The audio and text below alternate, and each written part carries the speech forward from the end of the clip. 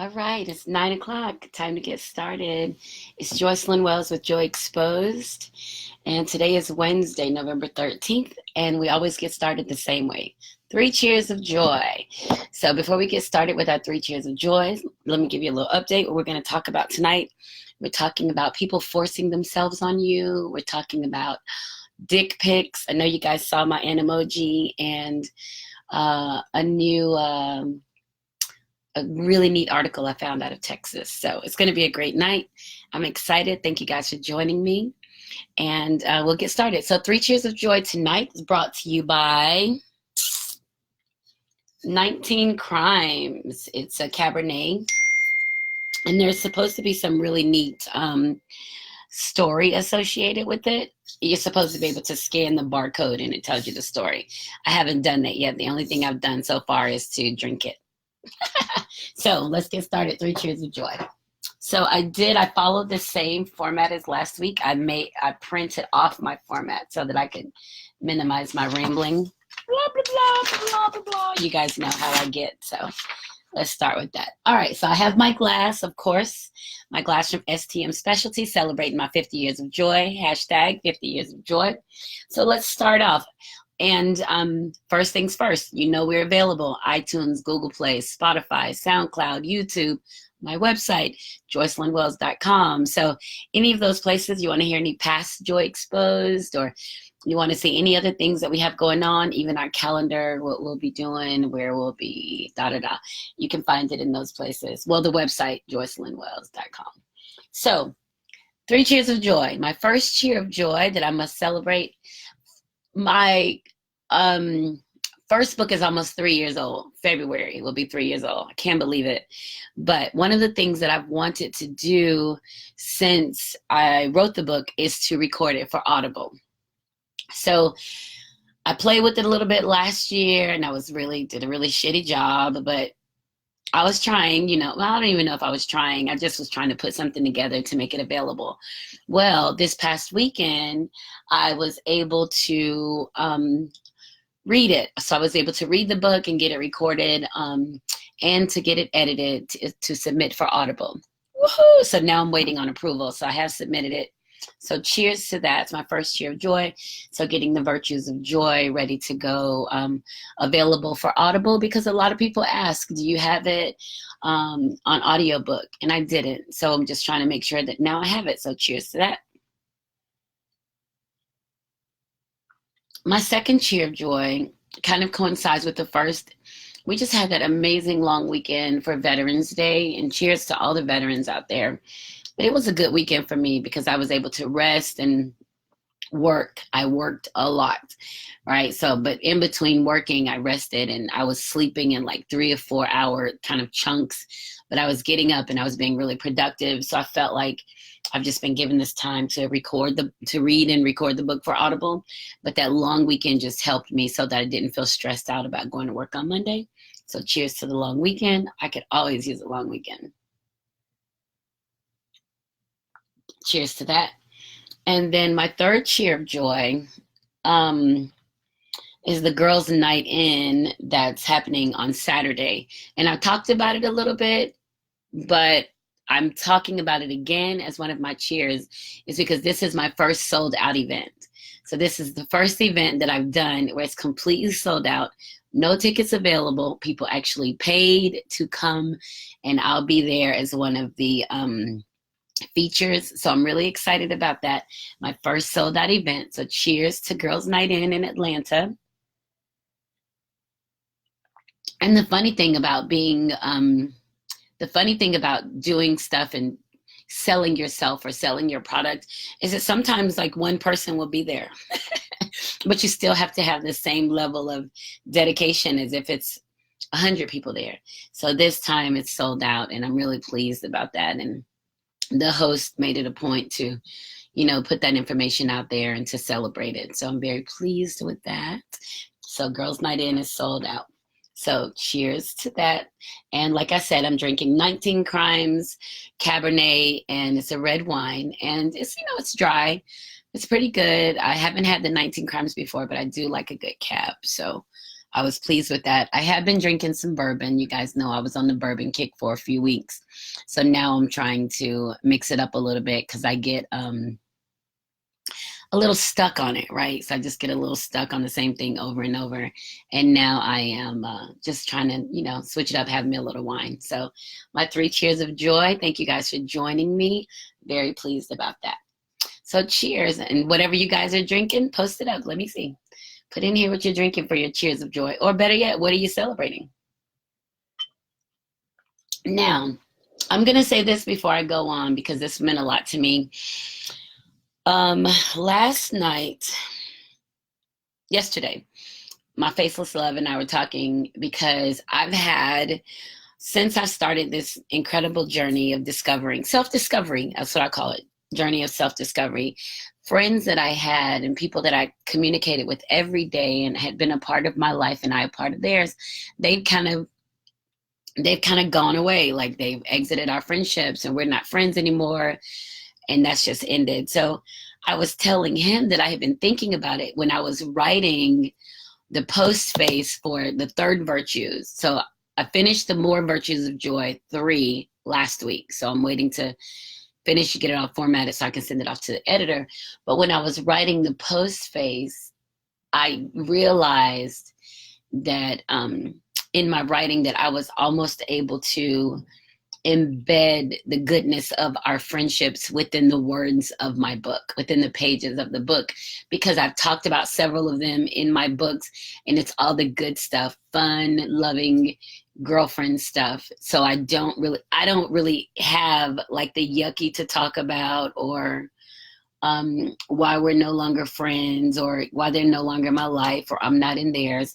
I don't really have that because I don't hold on to that.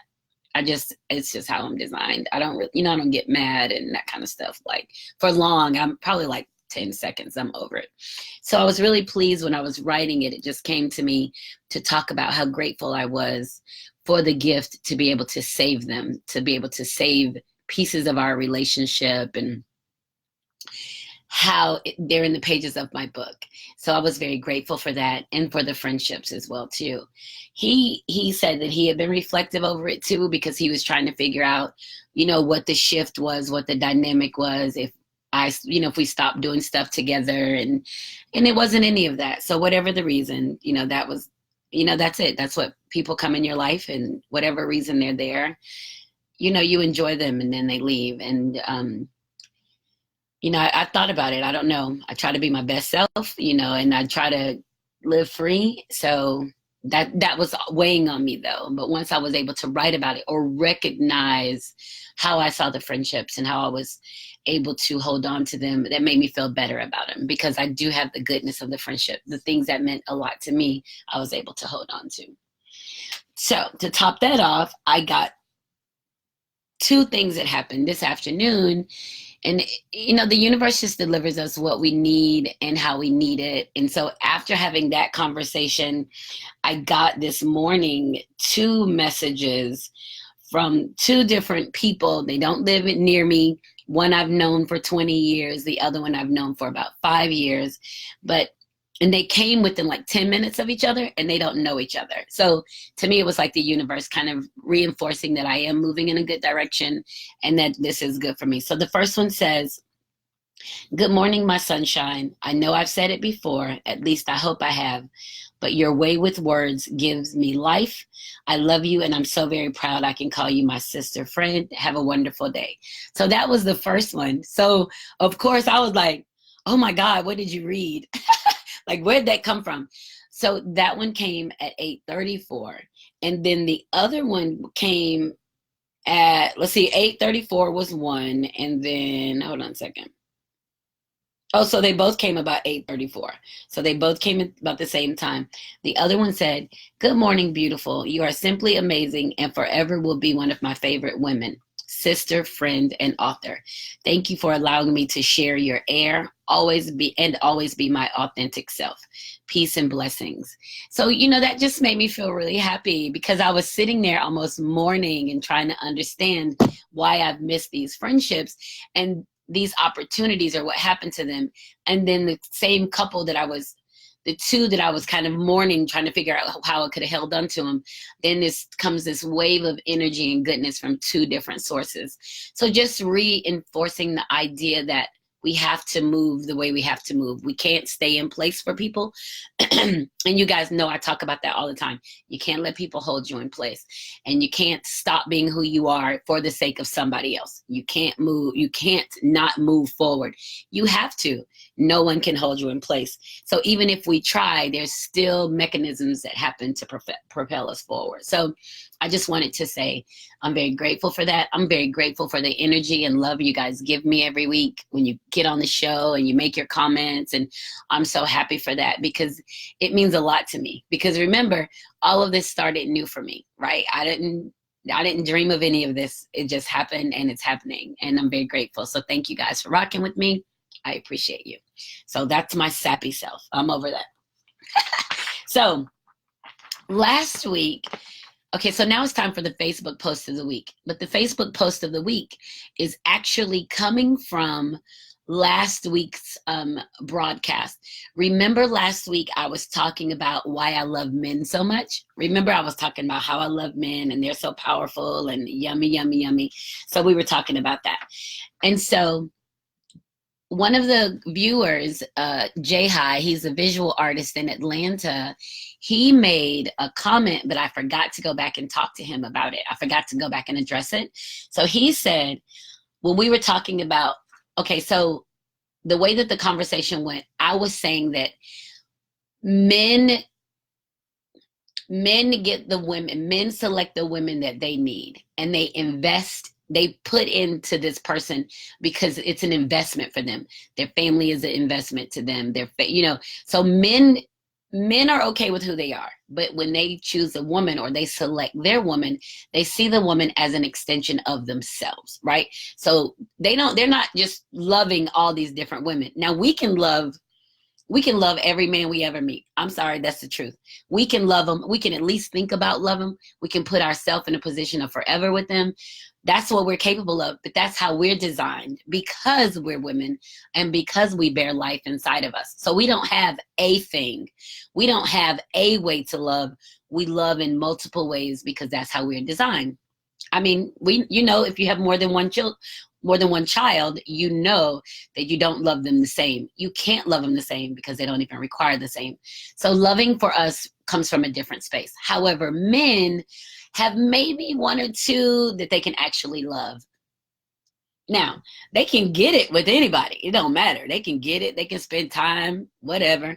But to love them and see them as an extension of themselves, it's only one or two people. Well, we get caught up in trying to make men love us and they aren't capable of loving us. Now, that's not our fault. It's not anybody's fault. It's not anybody's fault. But if a man isn't capable of loving you, you can't drag them into a relationship. Sorry, you can't drag them into a relationship. You can't force them, cry, kick, scream, whatever. So last week, as we're having this conversation, talking about when a man takes his woman, when a man sees a woman that he is capable of, he's going to do what he naturally does and care for this person because it's an extension of himself and making his partner better, pouring into his partner allows that person to flourish, and it is a benefit to him because it's essentially himself that's benefiting, right? He is, you are an extension of him.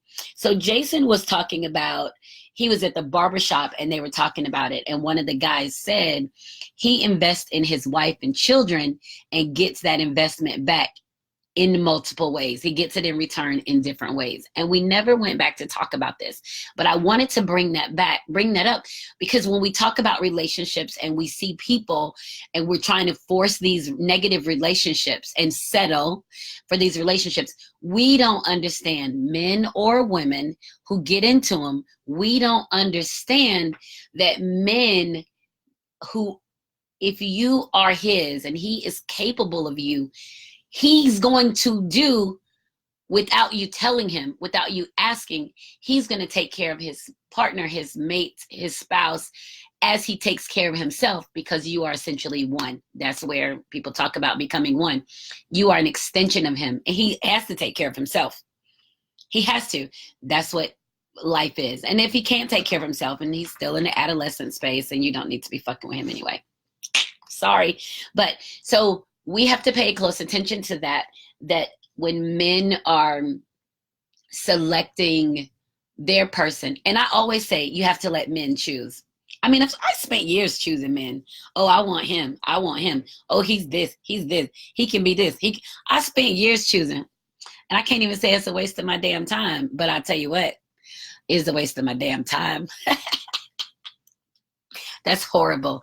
But you spend so much time choosing, hoping that somebody will become who you want them to be. You're choosing them, trying to make them something else. Guess what? As a mom, as a woman, we do that with our children. We hope that our children will become. We guide them. We offer them advice. We move them forward. That's our job as a mom. Our man, we don't do that for them. We're not raising our men. That's already happened.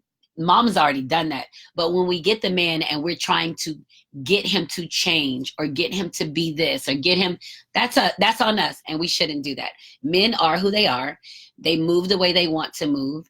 I mean, I'm not saying that you don't offer insight and suggestions, maybe. Hey, you know what? Maybe you should consider this. But for raising them and trying to get them to become the man you want or the man that you think you need, it's a waste of fucking time. Because they'll never be able to.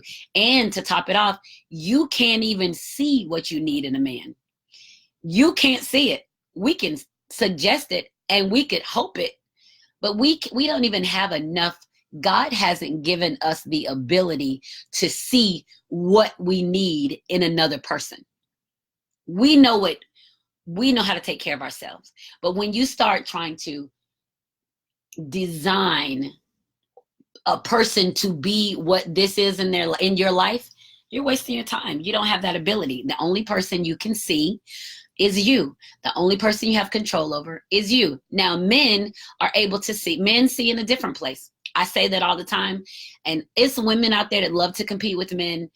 I know it. I know they're out there. They want to compete. I can do what he can do. Da, da, da. Good for you. I'm not competing with the man. A man is amazing. His ability to see is a way that I can't. And hopefully he has been reared or raised enough to be able to see in those areas, in those pockets that I can't see.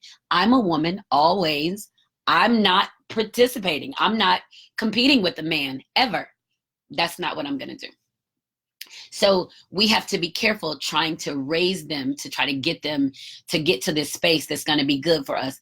Because as much as we lay out what we want and they follow along what we want, we'll never exhaust our wants from another person.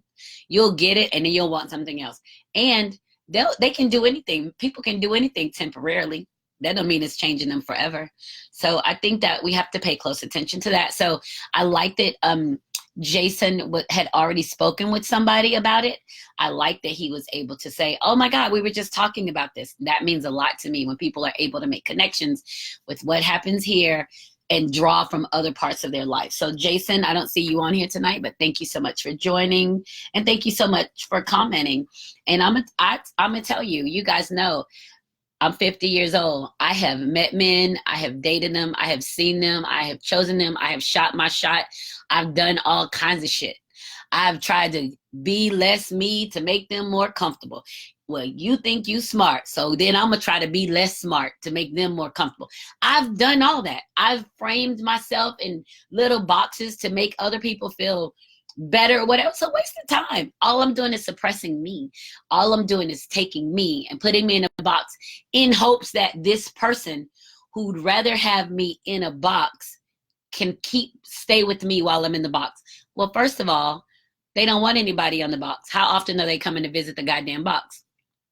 They're not. They'd rather go out and play in other places. So we have to be very careful of that, because the man who's capable of you is the man that will allow you or encourage you to flourish. They want you to be great because your greatness is a reflection of them. So thank you, Jason, for your comment last week.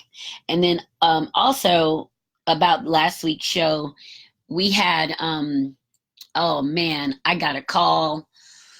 Maybe it was Sunday or Monday morning. Monday morning, I got a call and I was talking to someone who listens to the show. They're 6 hours ahead of us. So they listen the next morning when they're going to work. So they're asleep now. So when they go to work in the morning, they listen to the show. And she called me and she was like, look, I would have, before I heard this, I would have disagreed with you. I would have said that, men will change for the people they want to change for. She said, but I was sitting there listening to you and all I could see, and there's a guy that she used to date, all I could see was him trying to make adjustments to be my man, but he wasn't moving fast enough for me. He was moving too slow. He couldn't get it together. But I was listening to you and I was thinking of all the things that he did. He never tried to tell me to be less. He always wanted me to be happy. If I wanted to do something, he wanted it done. He was trying to figure out how to move from here to here. She said, I was listening to all of that, but it wasn't happening for me fast enough. And I just was over it and I stopped seeing him. She said, and now I understand that he was trying to show me that he was capable of me and he wanted to take care of me, but it wasn't enough. And she said, I couldn't see it. And I told her, well, you weren't supposed to, because you were healing. You were coming out of another place. You were healing. You're not supposed to see it. The effort, first of all, we owe it to ourselves to be healthy in a relationship. We owe it to ourselves to be healthy for the person coming to love us. We owe them that. We can't be fucked up and expect somebody to come and love us and heal us. We can't. We have to do our own healing in our own time. But you have to be aware that you need the damn healing. You've got to be aware that you have to have the healing. Otherwise, if you're yucky and you're in a relationship, the person who is coming for you will not be capable of you because they cannot heal you. Your healing determines your journey, how far you move on your path, how far you move along your path. So if you're fucked up from relationships past, childhood, and you keep getting in all these crazy ass relationships and blah, blah, blah, blah, blah, guess what? That's all it's going to be. It doesn't matter how good the person is that comes, you're still going to be fucked up. When I started dating Faceless Love, I was bananas, but I was trying. I had already made some steps to get to a good place for myself. I used to lose my shit. I would break up with him. And it got to a point that he would say something like, how you feeling today? And I would be like, I'm all right. He would be like, all right, there, you get you some rest. I'll talk to you later. Because he knew if he kept talking, I was going to snap the fuck out.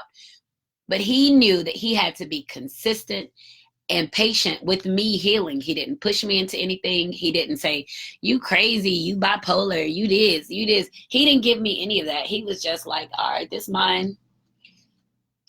While she's working through her stuff, I'm going to work through my stuff. But meanwhile, I need to stay firm in this because this belongs to me. This one is mine. And that's what he did. And I got better, but I had to do stuff.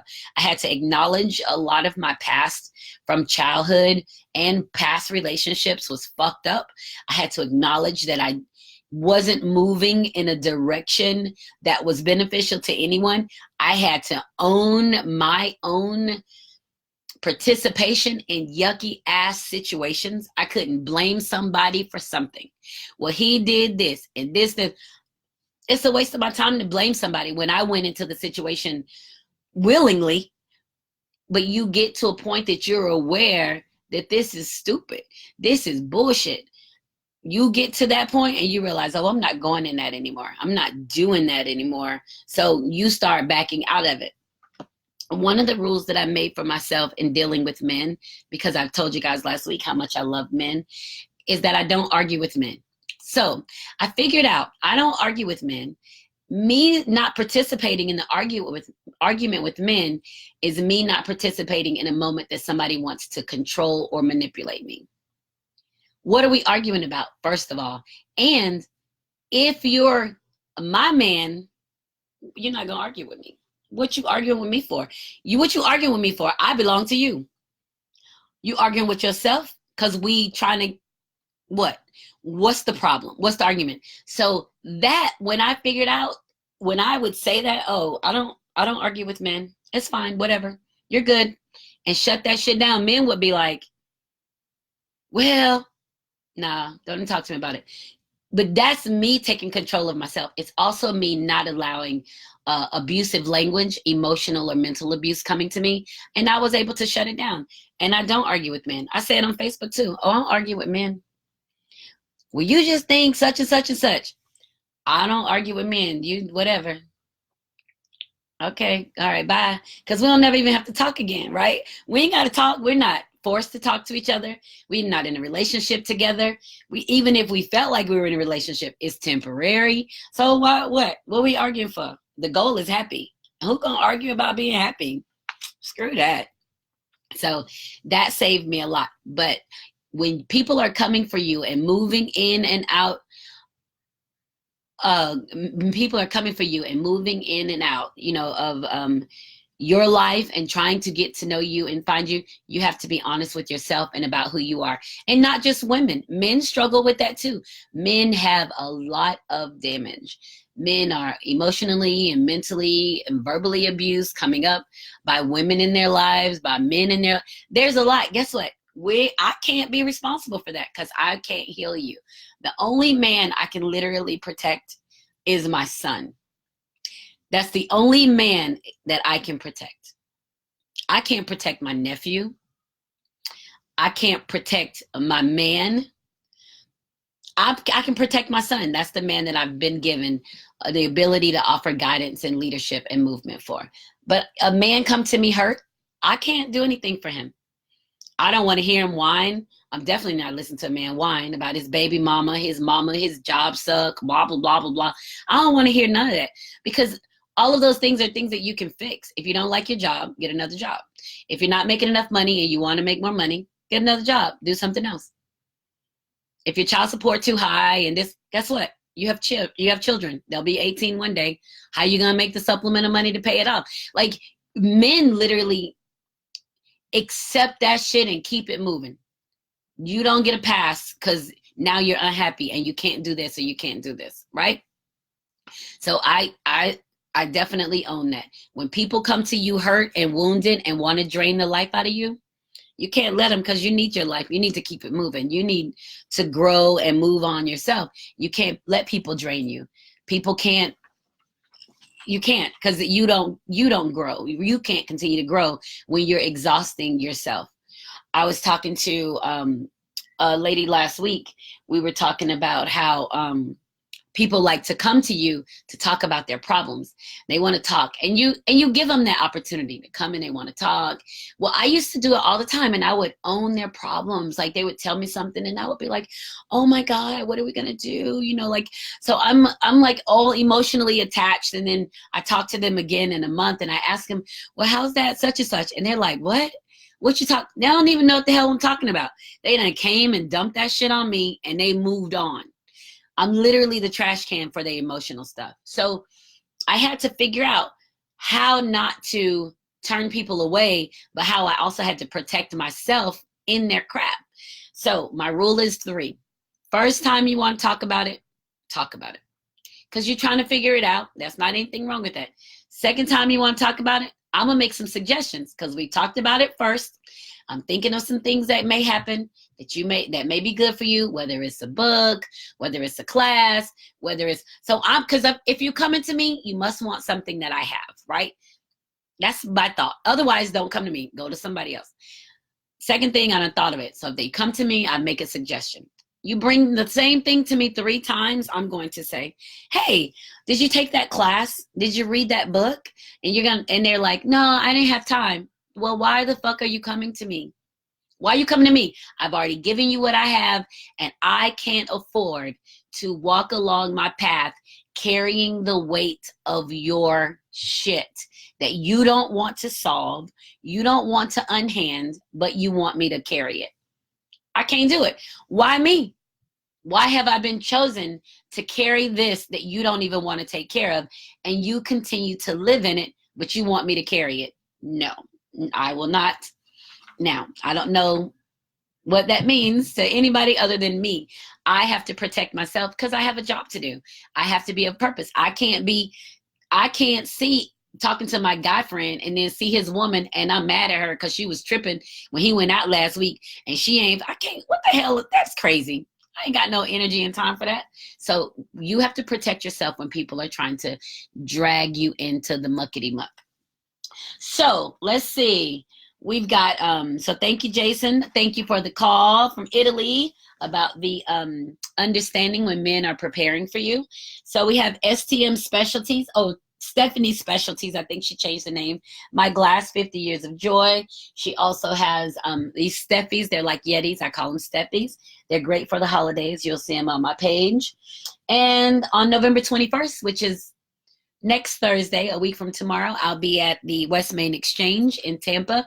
Hopefully that'll be a good turnout. I am excited about it, trying to figure out what to do. How am I going to enjoy that moment and that new experience? So that's that. So let's see. Let me keep going. So let's see. Henry said, he's going to say good night, but let me say this. A man wants a lady to be herself. We can spot phony when we first walk up. So that was a comment left. Thank you, Henry. Good night. So that was a comment from Henry. And so we're going to keep going because I've got a really fun topic to talk about.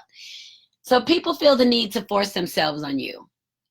Sometimes people want to make you, I was just talking about it. They want to give you their stuff. Even after you tell them no, they get mad because you don't want it. They go, and you're like, well, I don't want it. Like even somebody trying to talk to you, stop talking to me. Those are great words for me, by the way. Stop talking to me. When people want to force themselves on you, even after you say no, why do you think that is, right? Like, and who are these people that are so caught up in who they are that they're going to make you take what they have to offer, even when you tell them no? That's all. That's kind of rape, right? It's kind of rape. I've said no. No means no. And, but they do it. And I had to get strong enough in understanding that you can't talk to me any kind of way and you can't put that shit on me. So I can tell you, no, stop talking to me. Best thing I ever learned to say, stop talking to me. At work, talk to me in email, please. Do not talk to me in passing. That saved me because I felt like I had to take it, especially somebody who's a bully. Somebody's like, you gonna do what I want you to do. That's a bully mentality. But we grow up with people who like that in our house. We're sometimes trained, almost conditioned to be bullied. And then we grow up to bully somebody else without ever taking the time to say, hey, can I talk to you for a moment? Or, hey, you know what? I'd like to speak to you about asking permission to enter somebody's space, to violate their desire to like listen to you. Just ask for their attention. You're going to force them to take it? No.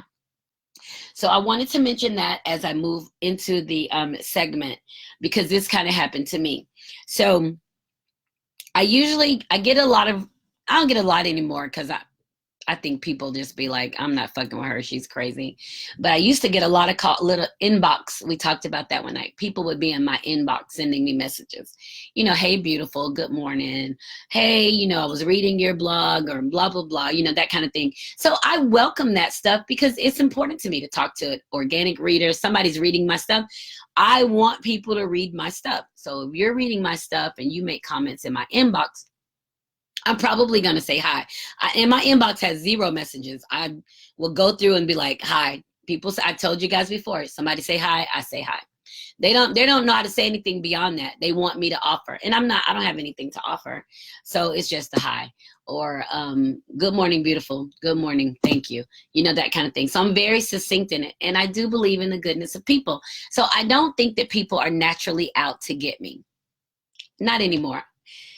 I used to think that, but that's because I was not aware completely of who I was, and I wasn't aware of the fact that I had a choice in them taking from me.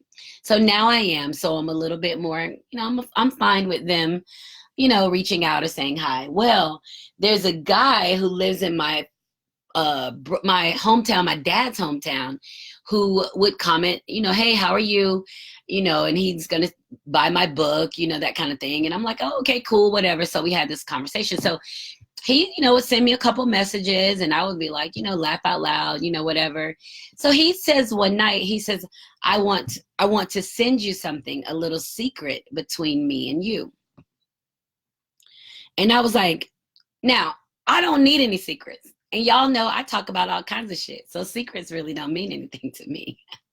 Sorry, they don't. So if somebody tells me they want to send me a secret, that means they want me to remain quiet about something they've done or to not share it. Well, I have a whole podcast. I'm going to share what the fuck I want to share. So don't come at me trying to get me to keep some shit a secret. I'm not going to. So I was like, no, thank you.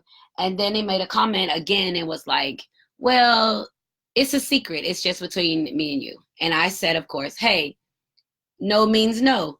If this is a problem for you, stop communicating with me.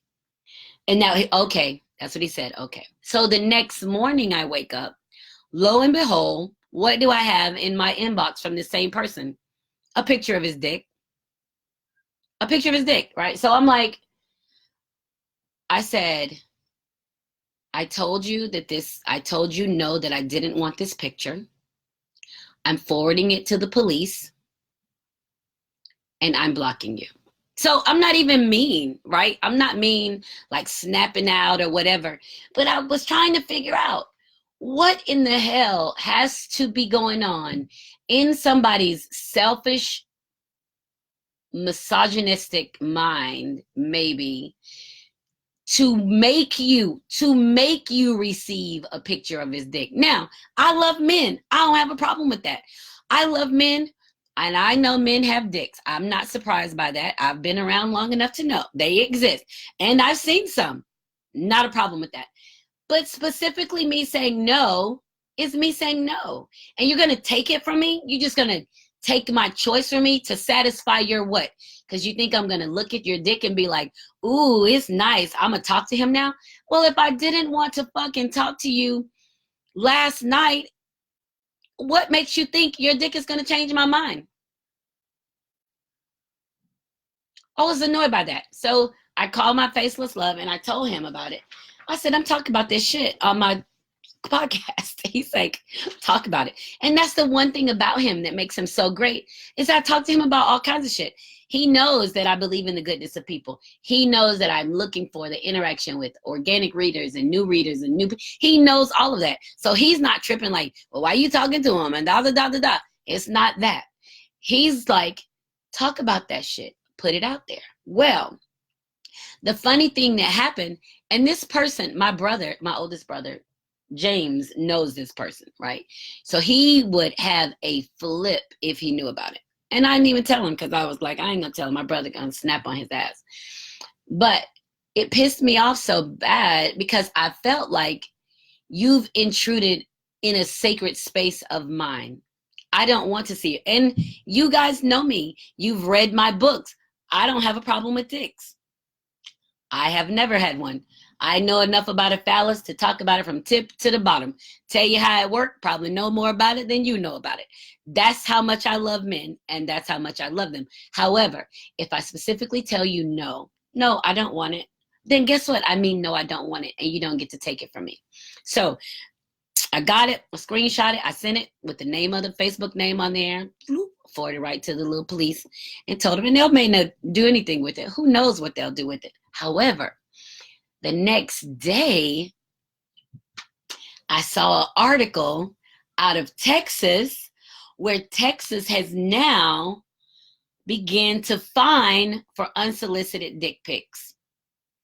So it's a thing. Men are just sending pictures of their dicks to people who not asking for them. What? Do women do that? Hey, I wish somebody would respond. Do women just send pictures of their cooch to people, and do men complain about it? Maybe that's more of the question. Maybe that's more of the question. Maybe the men don't complain about it. However, when I saw that Texas was now making fines for it, or assigning fines for it, I was like, Oh yeah, this is a problem. So it says, the article says, sending unsolicited dick pics is now illegal in Texas and could result in a $500 fine. Sending unsolicited dick pics is now illegal in Texas. It could be a $500 fine. The new law has come into force following a campaign by feminist dating app Bumble. Now, I could see why this would start with a dating app, because when you meet somebody on the dating app and you connect with them, the hope is that you can get their attention. Here's the thing. If you want to get my attention, you're going to need more than a dick. You're going to have way more than that to get my attention. I've seen them, and if I tell you no, I tell you no. It would be like you forcing me to eat a hamburger. Would you like a hamburger? No, thank you. And you give me a hamburger anyway. Why would you give me a hamburger? I've already told you no. It's disrespectful, completely disregarding the fact that I said no. And if I'm telling you no and you're forcing something on me, why in the fuck do I want to keep interacting with you? What makes you think that's the thing that's going to get my attention? Why do you think that that I'm going to keep messing with you, that I'm going to keep dealing with you after I've told you no? You've already showed me that what I'm saying to you isn't important to you. You've already showed me that you don't think I'm aware enough to know what I want or not want. You're not respectful of my words. You're not respectful of me. How does that work? How many of you continue to mess with somebody or deal with people after they go against what you've told them? Now, think of it like this. If you're trying to have sex with somebody and they tell you no, and you force them to have sex, even if you take out your privates or whatever, what is that called? Rape. It is. It's rape. People are ashamed to report it. Women feel like, well, I was in the situation, I shouldn't have. Men will walk away from it and think that it's not rape. Well, she was going to give it to me. I had my clothes off, and you have all of this. But the fact of the matter is, when somebody tells you no and you do it anyway, that's rape. And who the hell wants to deal with a rapist? Who wants to deal with the rapist? And I was so annoyed by that. And it's funny because y'all know how much I love men. You know how much I love dicks. I've written books about sex. Like, you know that. And I was still annoyed. And this person hadn't even read my book. I was still annoyed by the fact that I said no and they sent it anyway. So that's my self-preservation. That's me saying, here's a wall. You've crossed it. You've crossed this line. I'm done. And maybe they'll find him, and maybe it'll become illegal in Florida and Georgia. I don't know. But I'm going to tell you what, when people try to force you into doing something that you don't want to do, they're not good people for you in any capacity. In any capacity. I don't care what it is. If you have expressed a disinterest and somebody's trying to make you do it anyway, they're not good for you. Get rid of them. I don't care how cunning they are, or how it's somebody who completely they don't even think you understand, or you think you know what you are and are not capable of. So I hate that. So I just wanted to share that. I got an unsolicited dick pic, and it made me unhappy. Trifling ass. I'm sorry. I was so annoyed. I just had to talk about it tonight. So my Woman Crush Wednesday. I didn't choose a Woman Crush Wednesday for this week. Yum, yum, yum, yum, yum. I don't know. I may have to pass on that this week, but I didn't choose anybody. Yeah, so I may have to pass on that because I don't want to just throw something out there and I haven't prepared to talk about all the yummy stuff that somebody has done. So, let me go into tell you this. Oh my gosh, hold on. I got a whole call from an old friend on my phone just now. So that was really weird. I'll have to call her back. Maybe she's looking, she can't be looking at the podcast because she called me. She wouldn't have called.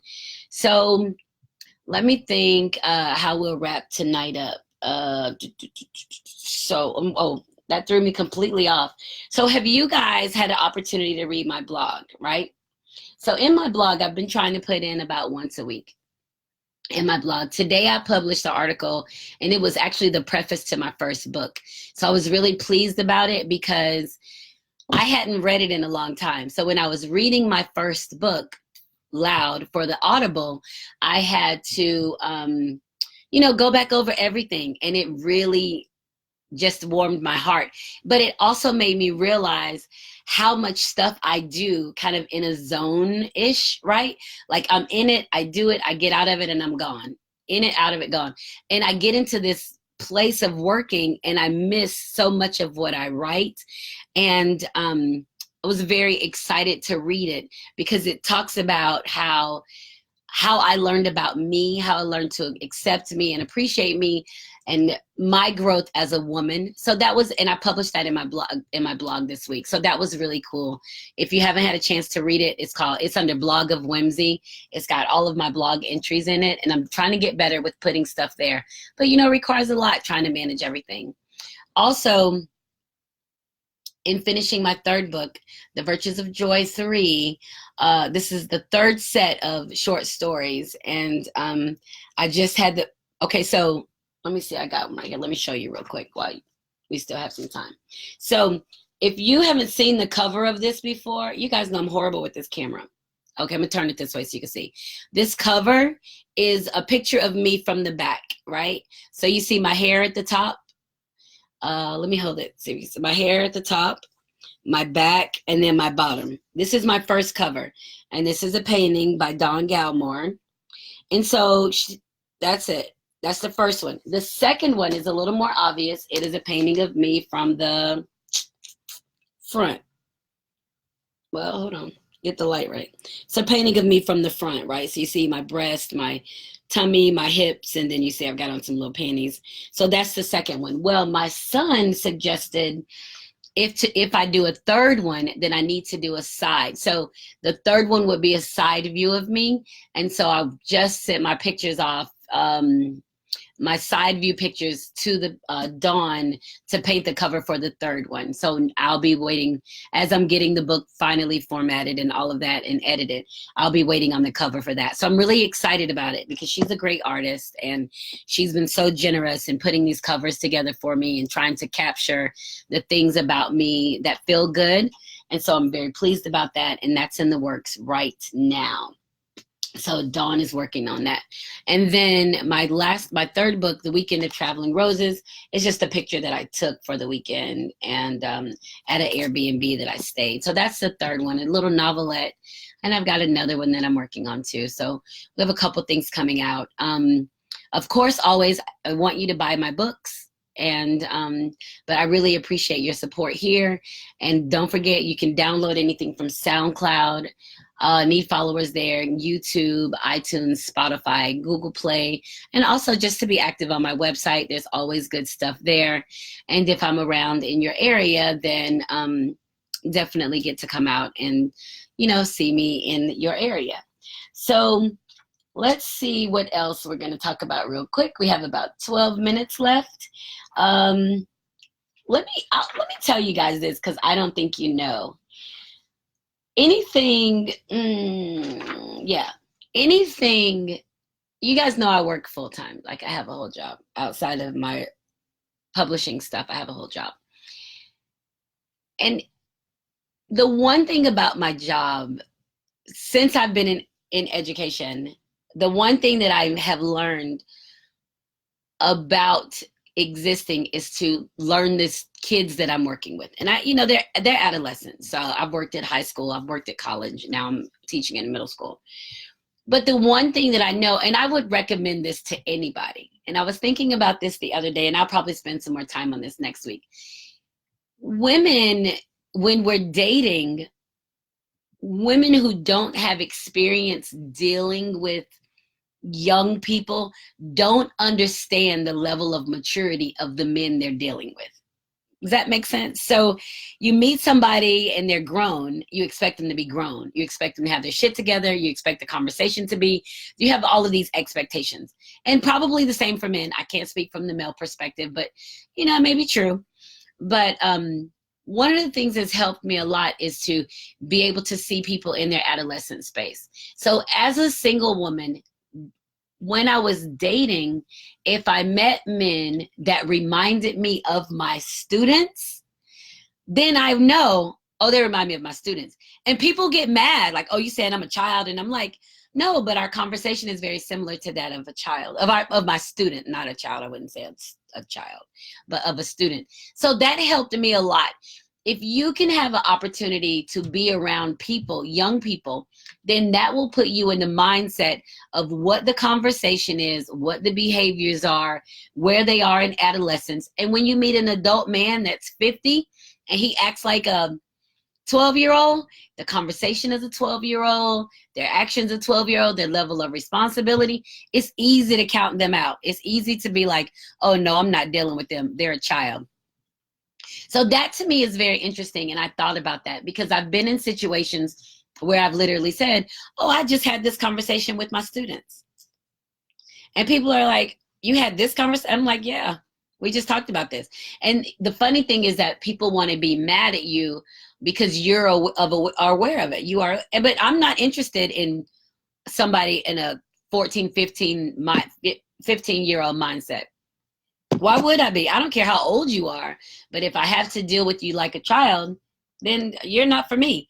But because I can see that in people where a lot of people can't, and they find themselves stuck in these relationships that they can't move forward because they're literally babysitting an adult person who's incapable of moving on, right?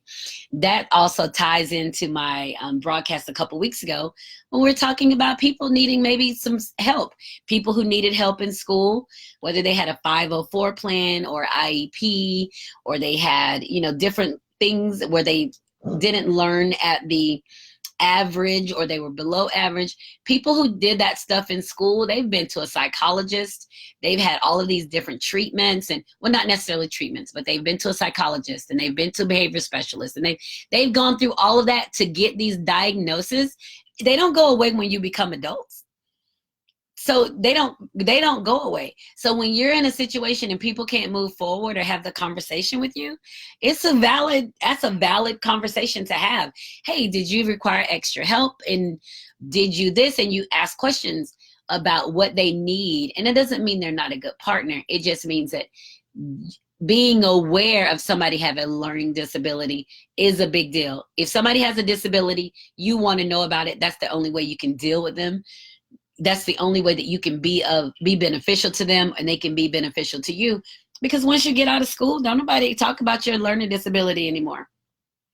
Ain't nobody following up on your IEP, right? Nobody's doing that anymore. So we have to be very careful when we're dealing with people in that light. So when you're out there and you're meeting people, girlfriends, guy friends, or whatever, you have to be completely aware of the fact if you feel like they're in a place that's causing you to treat them like they're a child, or they're in a place that they're not moving forward, or it's not a beneficial space for you to be in, or maybe you're the person. Maybe you're the person that had the IEP or 504 and you're struggling with meeting people and being in these situations.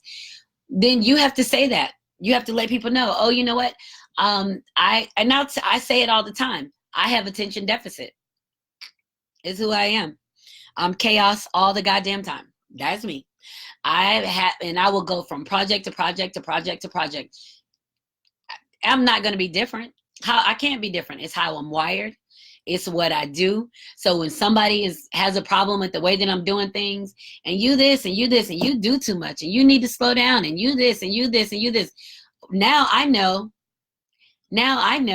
that that's fine. You can feel that way, but I can't be different to make you feel better. So fuck it, bye. You're not the person for me. And so, I'm serious about that. I've had people tell me that. You doing too much, or you this, and you did. All right, shit, what, I'm going to be different? Like, I didn't have any control over this. It's just how I am. So we have to be really careful about that when you're getting to know people, and you can't put your basic labels on them, on what you see on them. You have to literally see them as they are. You have to accept them as they are. They're either going to want to grow or they're not going to want to grow. They either got it or they don't have it. I mean, we see it all the time on Facebook, where people want to put these little basic labels on. If he don't do this or she don't do this, and what if she don't cook, and blah, blah. We can't get caught up in that. You looking at the intrinsic value of someone and what they bring to your life. And men see that in women. Women can see goodness in everybody and then want to be disappointed when he ain't shit. Well, he wasn't shit when you met him. Ta-da! The only thing that you're mad at is that you hoped he would be better. You had dreams of tomorrow. He only offered you this moment, and you had dreams that tomorrow he'll be better, or you'll see him again. So it's not on him. It's on us for putting our hopes and our thoughts on somebody else. We can't do that to people. We can't hold people hostage with what we see. It's not fair to them. And hell, that's what it is. So, I mean, I have to be completely honest about stuff like that. Just don't, yeah, I'm a lot. You're welcome. Absolutely.